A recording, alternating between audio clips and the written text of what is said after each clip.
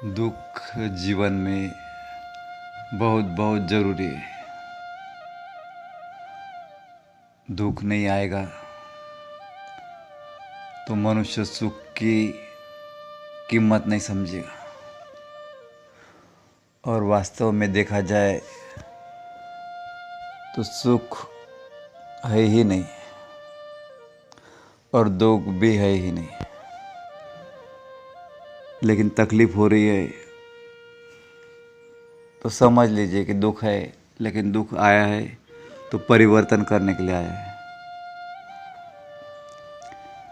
परिवर्तन या कुछ सिखाना,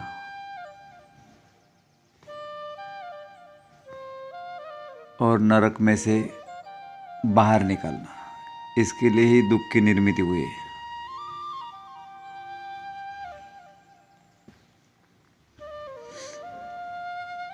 अभाव है हमारे अंदर, एक गहरा अभाव, जिसके कारण दुख है। अगर ये अभाव उस परमात्मा प्रभाव में, उस गुरु के ज्ञान के प्रभाव में परिवर्तित हो जाए तो फिर दुख नहीं है।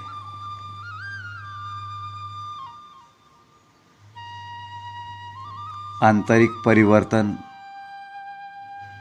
कब होगा? बाह्य दर्शन से नहीं होगा।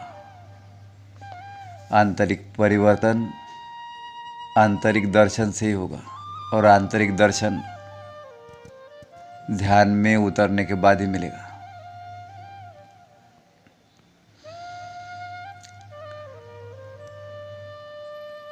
भोजन 3 समय करते, नाश्ता ब्रेकफास्ट 1 समय करते, 2 समय करते, लेकिन ध्यान एक भी समय नहीं।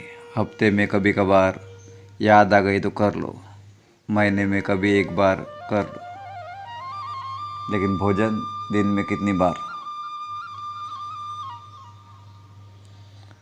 तो ऐसे से हम क्या कर रहे हैं कि हम महत्व नहीं समझे अब तक ध्यान का। तो दुख आया है तो बहुत सौभाग्य की बात है, बहुत परम कृपा है गुरुदेव की कि दुख आया है। हमारे जीवन में परिवर्तन गुरु दुख देकर ही करते हैं। वास्तव में देखा जाए तो गुरु भी दुख नहीं देते, ईश्वर भी दुख नहीं देता है, और सुख भी नहीं देते। लेकिन मान ले कि परिवर्तन करने के लिए ये ईश्वर की, गुरु की प्लानिंग है। और कभी कभी प्लानिंग के तहत भी होता है, उसकी ही प्लानिंग होती है सदगुरु की, कि हम ऐसे परिवर्तन तो नहीं होंगे, एक बड़ा झटका देना पड़ेगा। बड़े परिवर्तन के लिए बड़ा झटका बहुत ज़रूरी है। जब हम गुरु के उपदेश से नहीं सुधरते तो उनको कुछ ना कुछ ऐसा करना पड़ता है कि हम में परिवर्तन हो जाए। वास्तव में ये भी देखा जाए तो परिवर्तन हमारे विचारों का ही होना है, संस्कारों का ही होना है। बाकी आत्मा में तो परिवर्तन भी नहीं और बिगाड़ भी नहीं, अशुद्धि भी नहीं, वो तो पूर्ण शुद्ध है, पूर्ण आनंद है।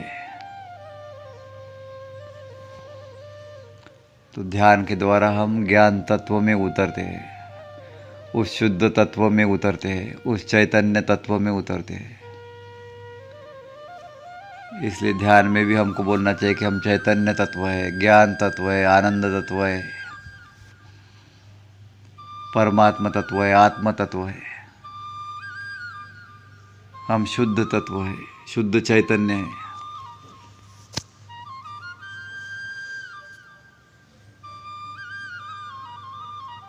परिवर्तन की जो सीढ़ी है वो दुख के कारण ही हम चढ़ सकते। तो दुख बहुत ज़रूरी है। जब तक आपको लगे कि दुख है, दुख का प्रभाव है, और दुख जब तक आपको महसूस हो रहा है तब तक दुख जरूरी है। लेकिन गुरु उससे भी आगे कहते हैं कि आप सुख दुख को अनुभव करना, या सुख दुख जो आपको अनुभव हो रहा है वो भी आपको ना हो।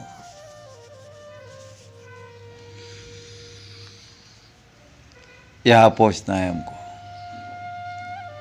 दुख आया है लेकिन दुख नहीं हो रहा है, अंदर में आनंद है।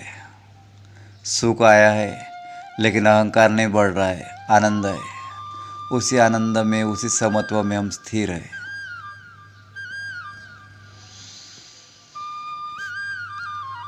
तो क्यों दुख आया है, मेरे जीवन में क्यों दुख आता है, भगवान मेरे क्यों पीछे पड़ा है, मैंने इतने भगवान का किया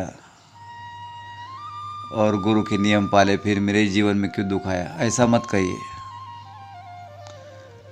हम कहाँ गलत हो रहे हैं, कहाँ गलती कर रहे हैं, कहाँ चूक कर रहे हैं, कहाँ हमारे कर्म अशुद्ध हो रहे हैं, कहाँ हमारे विचार अशुद्ध हो रहे हैं, सबके तह तक जाइए। मेरे जीवन में क्यों हुआ, ये तो होगा ही जीवन में। दुख, बिना दुख के तो संत का भी जीवन नहीं है, गुरु का भी जीवन नहीं है। ईश्वर भी है, जन्म लेता है तो उसको भी दुख, बिना दुख के वो भी नहीं है। जन्म से दुख तो जाने तक दुख ही दुख, लेकिन वो दुख में भी दुखी नहीं है, सुख में भी सुखी नहीं है। वो परम चैतन्य है, परम आनंद है, परम शांति है। तो यही तत्व आपको धारण करना है, अनुभव करना है और ध्यान के द्वारा प्राप्त करना है। दुख में दुखी मत होइए। ये मंत्र ले लीजिए आज गुरु मावली का, गुरुदेव का, कि दुख में दुखी होना ही नहीं है। किसी ने कुछ कहा तो मन दुखी करना ही नहीं है। किसी ने प्रशंसा की, सुखी होना ही नहीं है, खुश होना ही नहीं है, अंदर में स्थिर रहना है। किसी ने गाली दे दी, हम रोए, चिल्लाए, गुस्सा किया, तो रिमोट उसके हाथ में है हमारा। जैसा वो नचा रहा है वैसा हम नाच रहे हैं। कोई बोल रहा है बहुत आप सुंदर लग रहे हैं, बहुत खुश हुई अंदर से, आप बहुत बुद्धिमान हैं, बहुत अच्छा बोलते हैं, बहुत अच्छा गाते हैं, कुछ भी प्रशंसा कर दी किसने तो हम खुश हो गए। यानी रिमोट हमारा सामने वाले व्यक्ति के हाथ में है। हम स्थिर नहीं है, संतुलित नहीं है। तो संतुलन ही ध्यान है। संतुलन आने लगे तो समझिए कि ध्यान आपका अंदर से चमत्कार कर रहा है, गुरु कृपा चमत्कार कर रही है।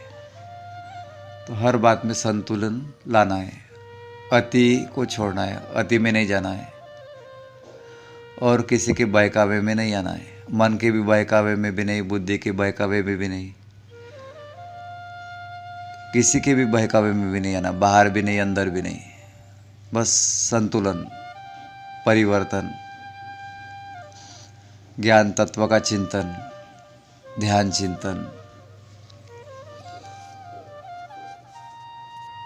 भटकना नहीं है, भटकना नहीं है, कहीं भी आकर्षित नहीं होना है।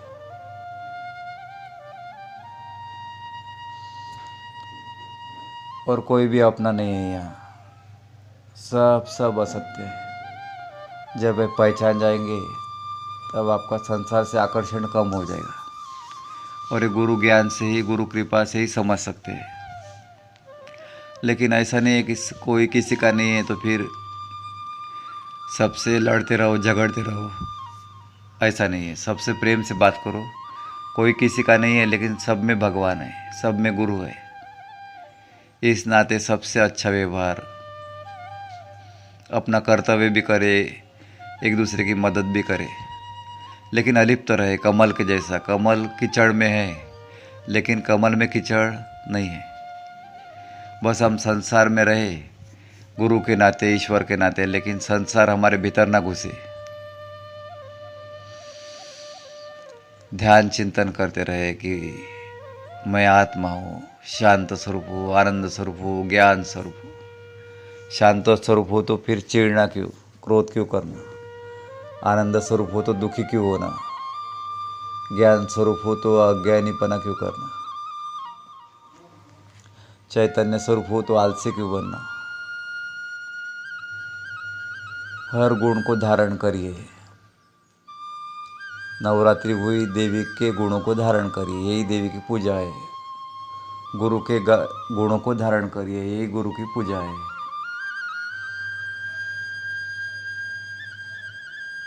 जय गुरुदेव, जय जय गुरुदेव। ध्यान रोज करिए।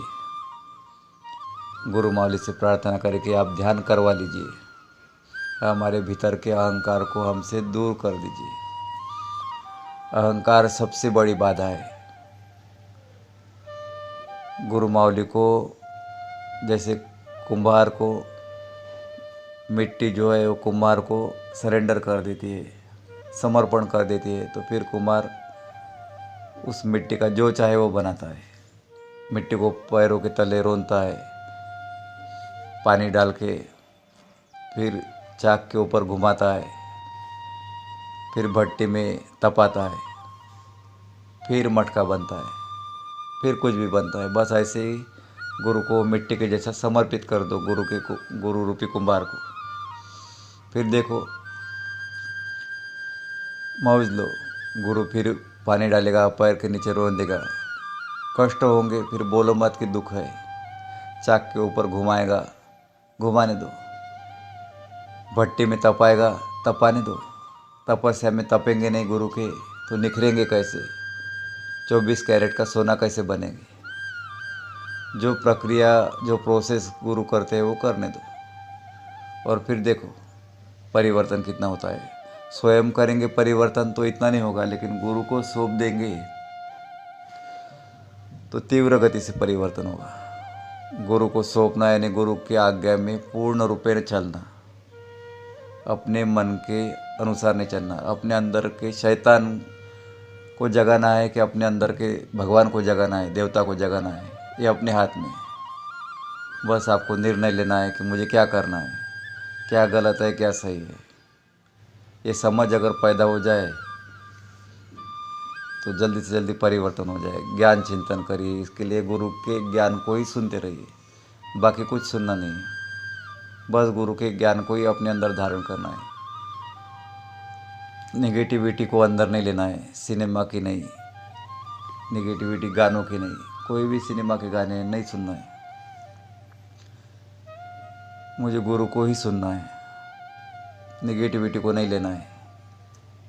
नेगेटिव व्यक्ति से भी कनेक्शन तोड़ दीजिए, पूरी तरह तोड़ दीजिए। बस कनेक्शन मुझे गुरु से जोड़ना है।